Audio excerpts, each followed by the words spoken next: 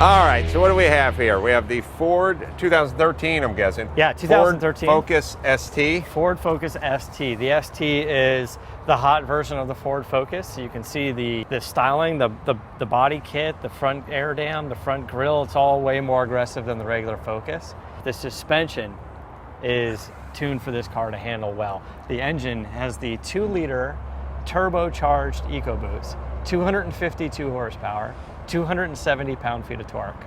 Never been a better time to be poor. I'm so angry at you poor people, you 99%ers. No, but seriously, okay, it's 250 horsepower. You know what other car was 250 horsepower? The Porsche 944 Turbo in, 1987, 89, whatever it was. That car was 250 horsepower.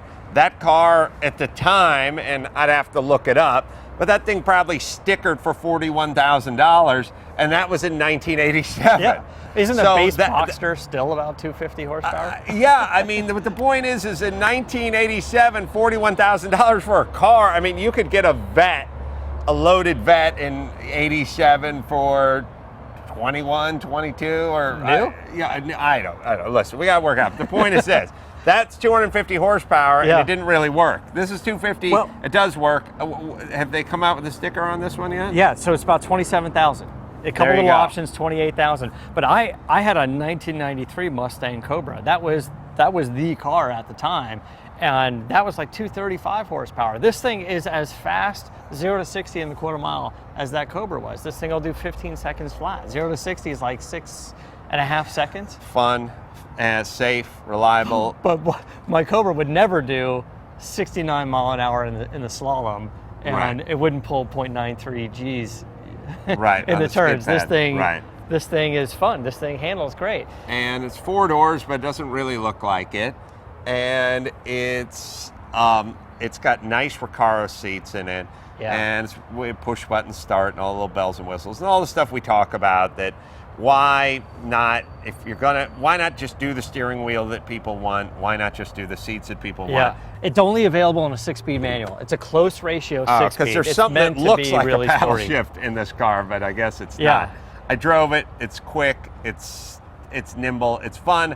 My only feeling on this car is I wish it was all-wheel drive and or rear-wheel drive. But to be fair, this isn't my dad's front-wheel drive. I mean, my dad had, I'm trying to think, he had the very first year the VW Rabbit came out.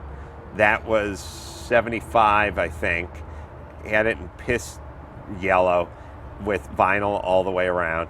And it was a front-wheel drive car, and it just felt like a front-wheel drive car. It just did not feel good. This is leaps and bounds above that. Not much to look at, a lot of shrouding and plastic and all that kind of stuff. Yeah. But again, 2 liters, 250 horsepower, warranty, drive it every day. Right. And how do you get 250 horsepower out of 2 liters? You make 20 pounds of boost. Wow. And 20 pounds of boost. How do you make 20 pounds of boost with the computer? There's a gauge cluster that's on top of the dash. It's really cool. Has your oil pressure, which I like, and boost pressure.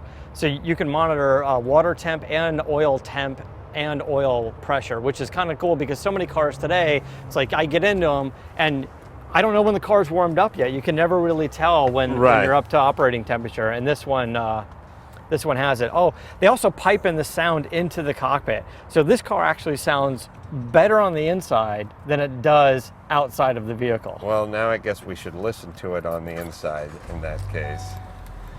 And my only beef with this car is they put the starter button right behind the windshield wiper thing. And when I sat in this car, I stared for 10 minutes. Like, how do you start it? Is the button for my eye line where my seat is? It is directly hidden behind it. Well, it's only one of those things you have to figure out once.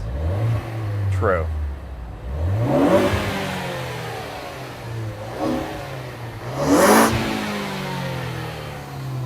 Yeah,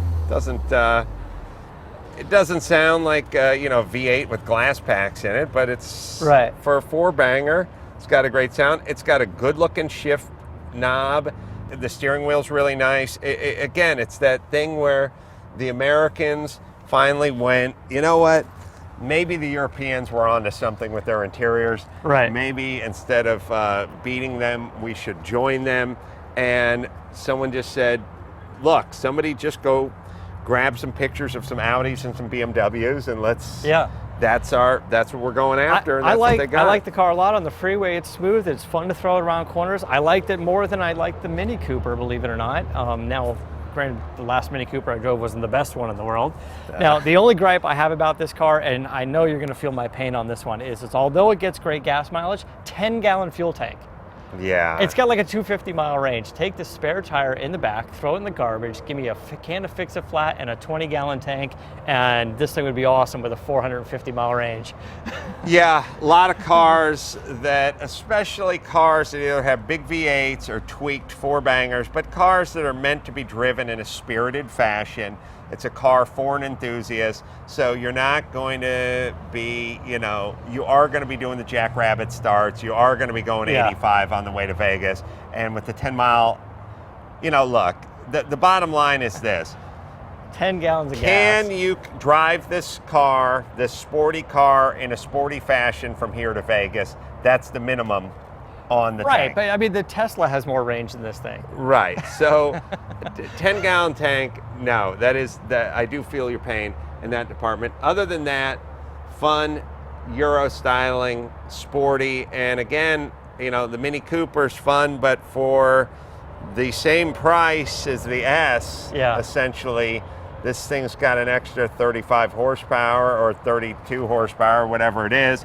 And it's got a fourth door, and I know they make the Clubman and some other stuff like that, but this car feels good for a four-door. It doesn't feel like when they do the BMW M3 and they do the four-door to it. It's definitely a fun car to just whip around town. I had a great time driving it. Yeah. It was, and you don't feel bad about parking it anywhere.